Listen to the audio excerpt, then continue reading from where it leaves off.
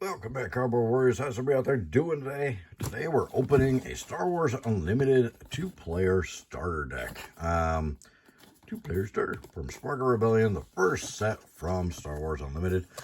They sent one of these to my wife and I when we signed up to be an official Play Store for the pre-release and all that. They sent us one of these to learn how to play the game so we could help people at the pre-release, and we had a blast. We fell in love with the game instantly as soon as we played with this two-player starter. The Precon decks are actually built really well. They didn't phone it in like Magic does with their starter decks. They really did try to build fun, competitive decks, in my opinion. So there is deck lists on the back of the box as well. In case you decide to break up the decks, you can rebuild them. There is 110 cards, 40 counters, 1 quick start rule, 2 playmats and posters, which is another really cool thing they did in here, and 2 deck boxes. So it's pretty awesome the way that they did it. It's designed really well. They put a lot of thought into it. Now we're going to open it and show you how all that thought turned out. And if we can get in the box. It's also well constructed. All right, here's all the playmats and stuff. One of the decks. Come on, come out of there. It's a little taut in here. Maybe we need to open up more. Do we open up more? What's going on here? What's happening? Give me the other deck, dude. Seriously. All right. Maybe the box wasn't thought out quite as well, but the decks didn't come in damaged, so I guess the box was thought out pretty well. All right, so here's your deck boxes. You got the Luke and the Vader for the 2 decks that are in here. They each have their own little deck box, which is nice. So you can store them. And there we go. And here's the 2 decks. And here is, they're really cool. They're posters. I don't have enough room to stretch them out, but it's a poster of Luke. But on the back is your actual playmat with all your areas. So you got the ground units, base, leader, space units, your initiative counter, your resources, your deck, and your discard pile. And there's actually the play references and stuff, the rules references, and what to do on your turn, the round structures and all that, all on the playmats that are included with the starter decks. That's amazing. Magic wouldn't ever do anything this cool. All right, so same thing with the Darth Vader. Open him up. So you got the poster for later on after you learn the game. You can hang the posters on your wall, and you got the playmats for learning the game.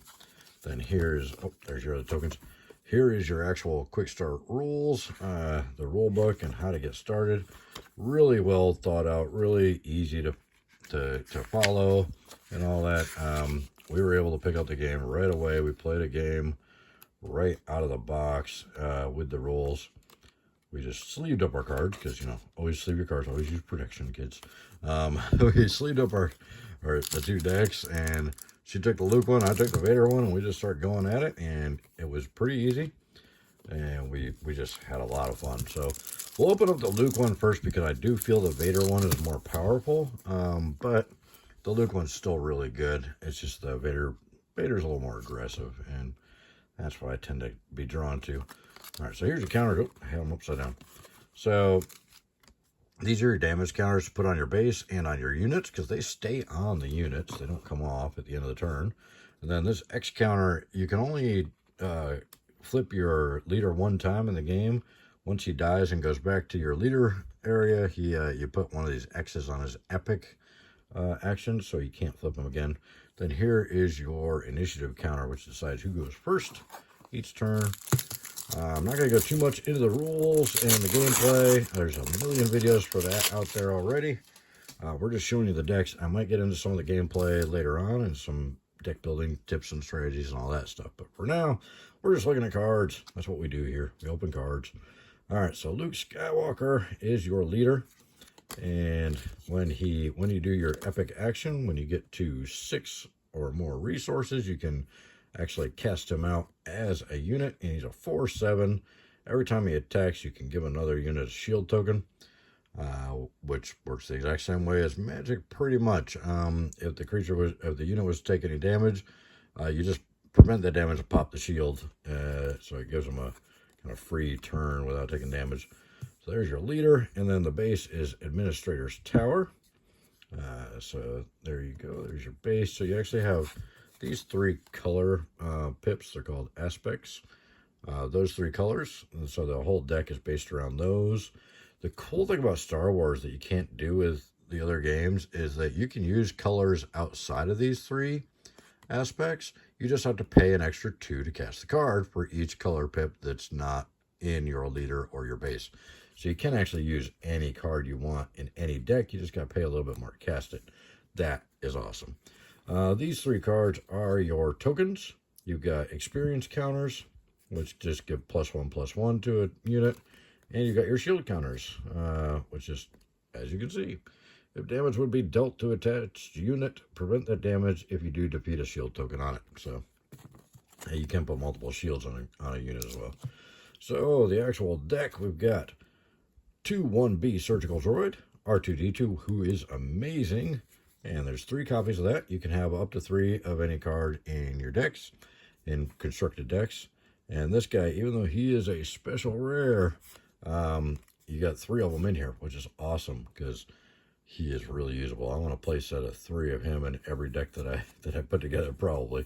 He does have the Rebel color aspect, though, so he won't make it into all my decks, unfortunately, but he's still, even for 3, he's really good because whenever you play him and on attack, you look at the top card of your deck and you may put it on the bottom of your deck. You scry 1 with him every time you cast him and every time you attack. So he's worth 3, and he's 1/4, so he's worth 3. All right, yeah, moving along. Alliance X-Wing, 3 of those. C-3PO, who goes hand in hand with R2-D2, 3 of those. He's also a special. So 3PO, so if you remember, you look at the top card of your library every time you attack with R2-D2, and then every time you, when you play or every time you attack with C-3PO, choose a number, then look at the top card of your deck. If the cost is the chosen number, you may reveal it and draw it. So you're going to look at the card with R2-D2 so you know exactly what the cost is. So then you attack with C-3PO and you get to draw the card every single time. It works like a champ. So great combo in here. Next up, Rebel Pathfinder, Restored Arc 170, and then Leia Organa ×3 because she's a really good card as well.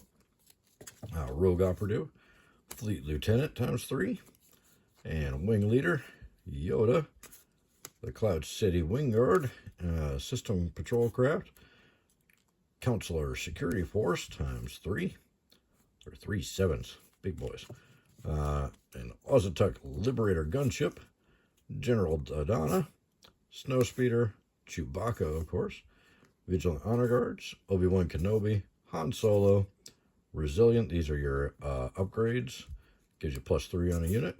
Luke's Lightsaber ×3 actually. Then you got Repair, which will heal 3 damage from a unit or a base. Shoot First, love that one. Asteroid Sanctuary, 2 of those. Surprise Strike, 2 of those. 2 Waylays, and 3 Vanquish. Defeat a non-leader unit. So that is the Luke deck. It is a good deck. I played both of them, and Luke was pretty good, but I think Vader's a little bit stronger. He's just a lot more aggressive, a lot more damage. The Luke deck is all about beefing up your units and preventing damage and putting shield tokens on stuff. So it's all a little more kind of trying to protect everything, and Vader's just trying to destroy everything. So Vader, here's your leader Vader card. He is a little slower. You got to have 7 resources to flip him and play him, but when he comes out, he's a 5/8, and every time you attack, you deal 2 damage to a unit. So he is powerhouse. And then Command Center, of course, Death Star. So your color combination with these 2 is red, black, and green. And then you got the same 3 tokens in your deck that was in the other deck, the 3 that are shield on one side and experience on the other. And then for the actual cards, we've got TIE Fighter, which is a great little card. 1 drop, 2/1, and he's a space unit.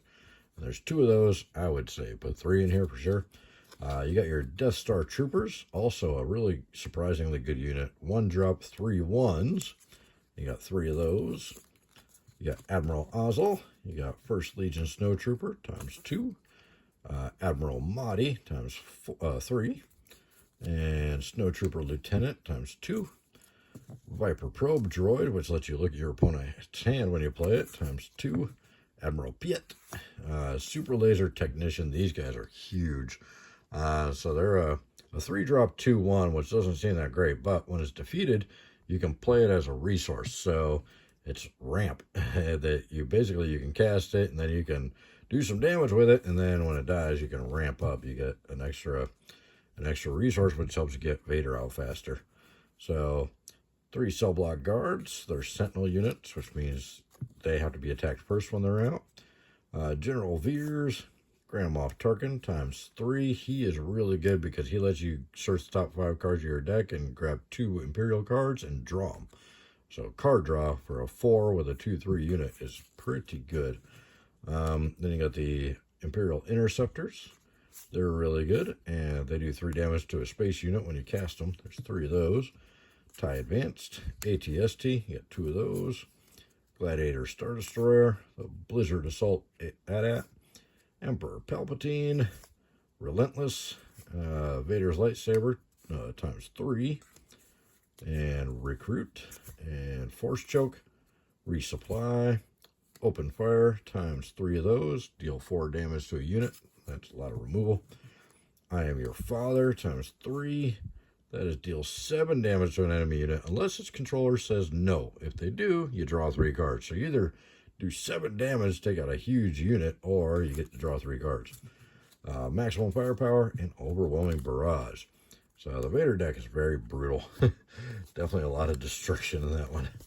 So both decks are good, though. It's a lot of fun to play. And depending on your play style, the Luke deck may work better for you if you're more into a little bit more control and all that, and counters and everything.